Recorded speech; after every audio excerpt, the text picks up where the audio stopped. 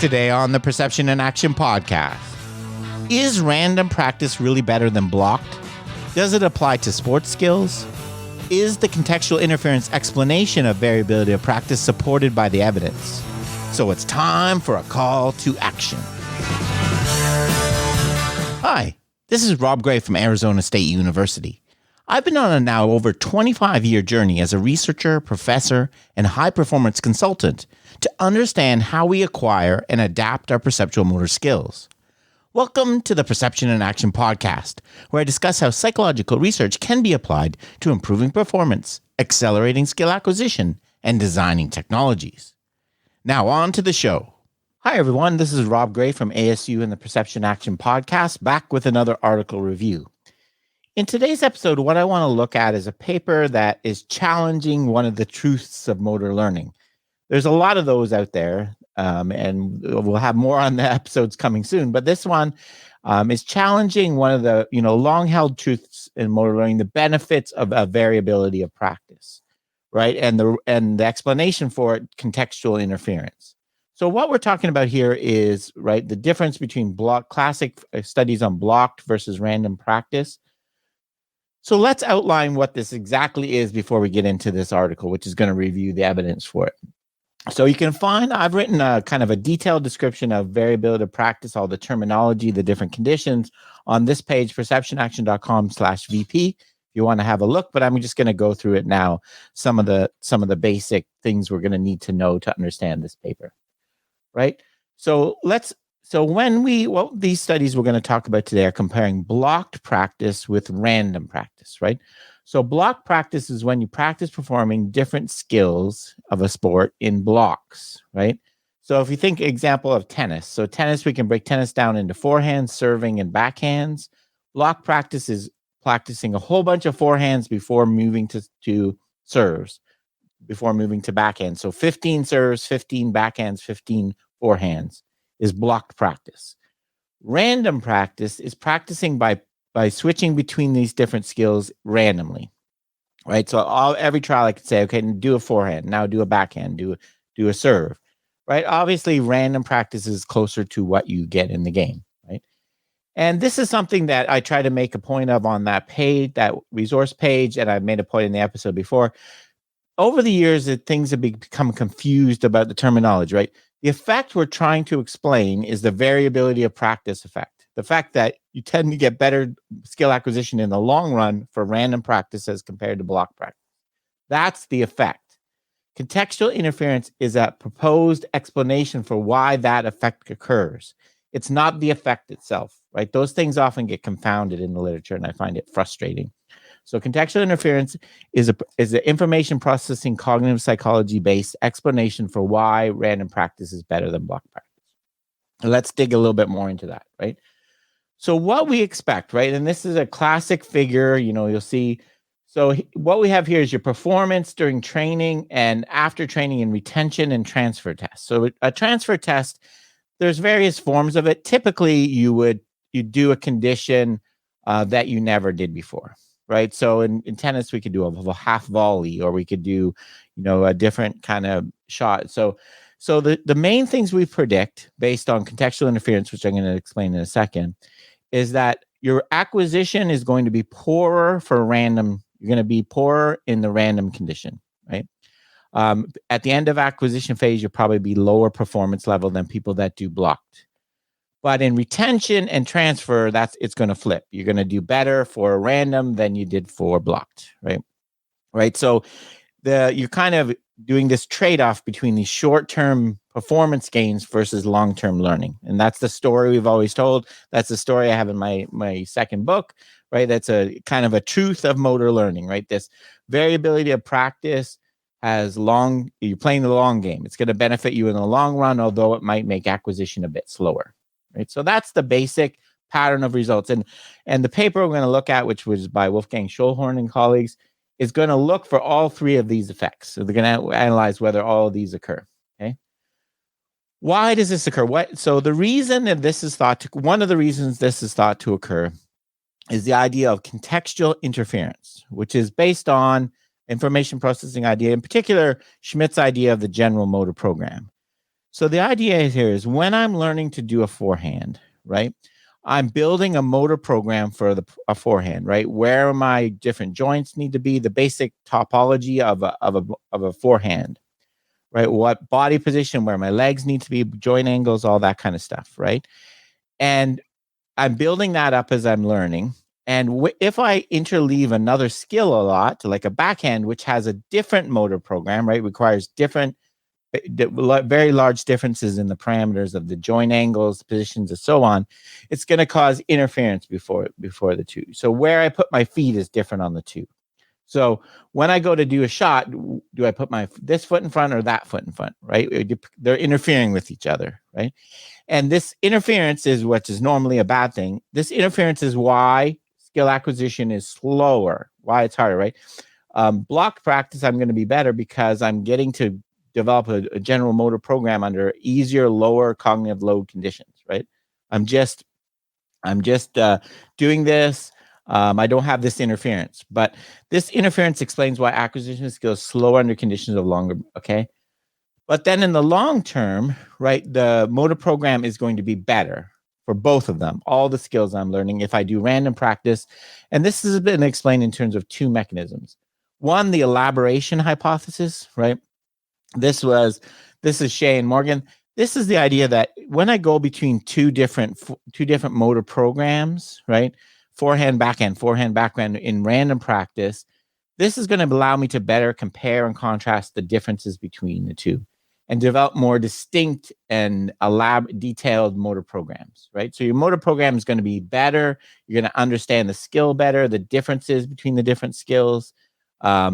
And then this is going to be, in the long run, we're going to have better performance because of this and better learning. The other one is the action reconstruction hypothesis, sometimes called forgetting reconstruction. The idea here is that if you take me from a forehand to a backhand condition, I'm going to have to forget my motor program for a forehand to do a backhand, right? I'm going to have to forget what I learned and build. And then next time I have to do a forehand, I'm going to have to build it up again. That process of building, having to reconstruct it, recreate it, is going to make better learning in the long run, right? So these are the basic explanations for contextual interference. It's been around for a long time, right? And, there has been systematic reviews of this topic before, but there, I'll talk about those in a second. But that's the basic thing we're trying to evaluate. Is there research evidence to support the variability of practice effect and the contextual interference explanation of it? Okay. So this is the paper I want to review, the myth of contextual interference, learning benefit in sports practice, systematic review and meta-analysis by a bunch of authors. Senior author is Wolfgang Schulhorn. So we're going to have a differential learning flavor to this at the end, not surprisingly. Okay. So just a little bit of background. Here's some of the things they say, some very similar to what I said. The term interference mapped the short-term disadvantage of contextual interference during the acquisition phase, which is suggested to be overcompensated with relatively permanent gain in subsequent retention or transfer tests. You're playing the long game. You're sacrificing short-term performance. You're struggling in practice, right? Because you're going to benefit skill acquisition. The impairment during acquisition phase using a random serial has been explained by overload of working memory, this interference, right? It's too much, this idea of load theory which is a very popular thing a lot of people are using now, right? You're overloading the person by switching between conditions. You're causing overload, which is hurting their performance. It's why they're acquiring the skill slower, okay? So if you look back if you go back to episode 91, where I talk about variability of practice revisited, I cover some of this. And, while there is pretty strong evidence to support these ideas, this hypothesis, variability of practice and contextual interference, there's a couple things. One is the laboratory evidence is much stronger than when you actually do sports skills in the field. You get much weaker effects. And this was reviewed in a review by Brady in 2004. He showed that the effect sizes are much smaller when you use real sport skills. So that's one thing you find. But what he gave was an explanation that I've kind of passed on myself.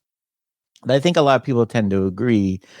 The reason that the effects are different in sports skills is they're mediated by some simple demographic factors: age, level of experience, complexity of the task, right?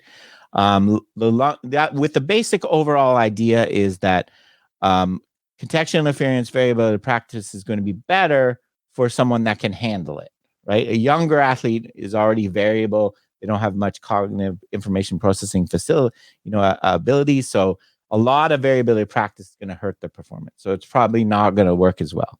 Okay.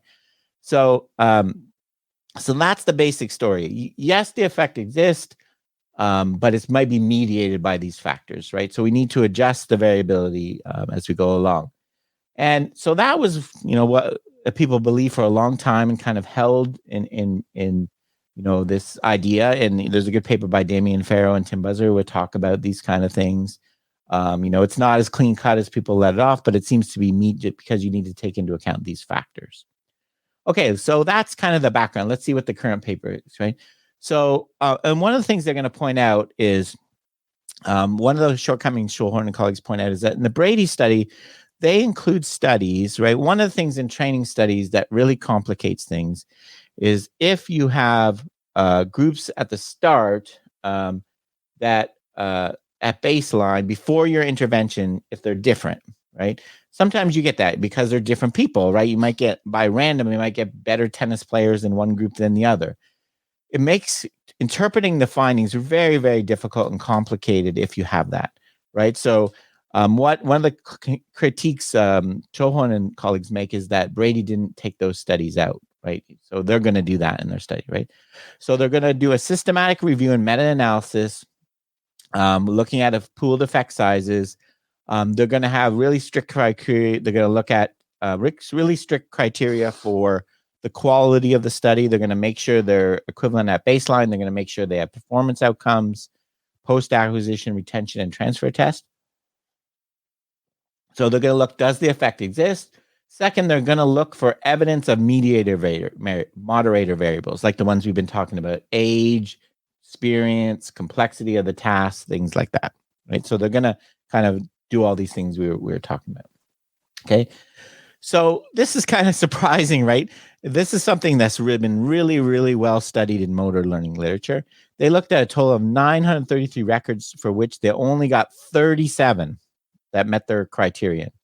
If we're looking at sports skills, and they have a variety of sports: volleyball, golf, tennis, badminton, baseball, basketball, field hockey, table tennis, or shooting. Okay. And then they have a bunch of other kind of skill, bunch of Australian rules, football, gymnastics, and then just motor skills like balance, throwing, jumping, etc. Right. So these are the studies that they included in their analysis. Right. As I said, they're very strict on criteria, which is maybe one of the reasons why they didn't get. They got different effects than Brady and other colleagues. Okay. They also looked at the different age, right? So there was different ages. Some targeted kids, 10 to 14. Most not surprisingly, targeted the age of undergraduates. That's the Psych 101 students, kind of classic. And then there is one study that looked at seniors. So there are enough variation they could look at the effective age. Okay.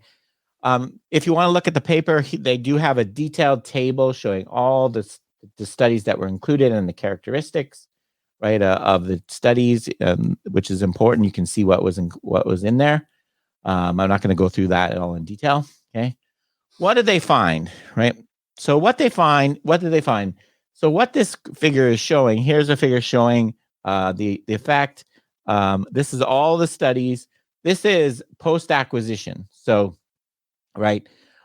This is after training, right? So the left favors random practice. If the dot's to the left, if it's to the right, it favors blocked, right? So remember, for the contextual interference, we predict that acquisition is going to be better for blocked, right?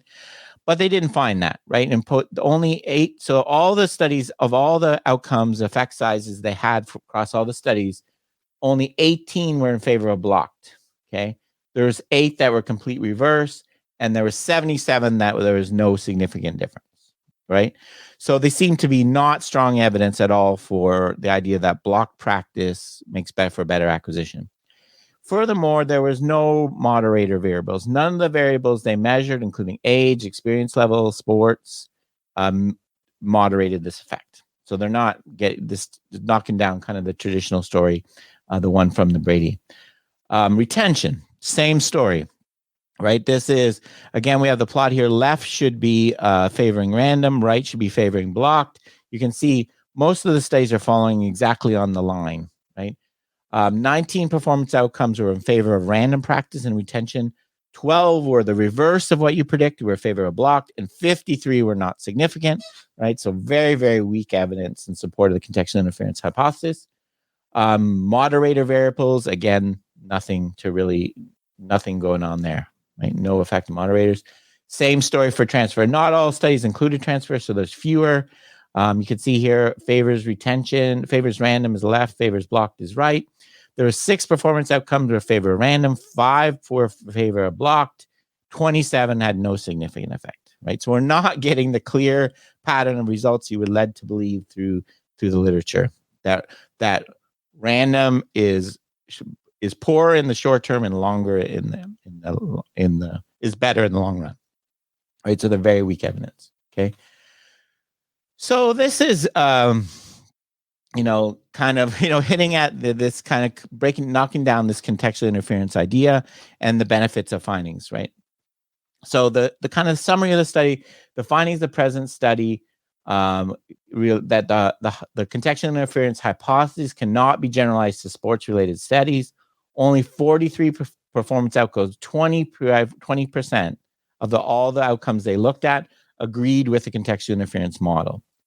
The subgroup analysis, there was some evidence for very specific conditions, that student age group, that there was benefits for a certain, that it was moderated by age, but it was not consistent at all. Another important point, right?